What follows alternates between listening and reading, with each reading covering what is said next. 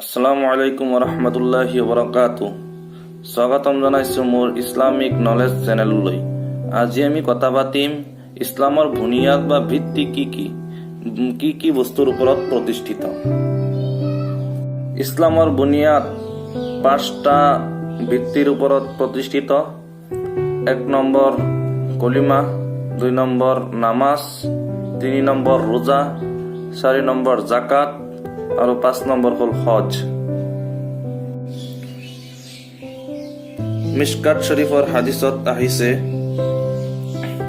وعن ابن عمر رضي الله تعالى عنه قال قال رسول الله صلى الله عليه وسلم بني الإسلام على 5 شهادة الله إله إلا الله وأن محمدا عبده ورسوله وأقام الصلاة وإيتاء الزكاة والحج والصوم الرمضان متفق عليه।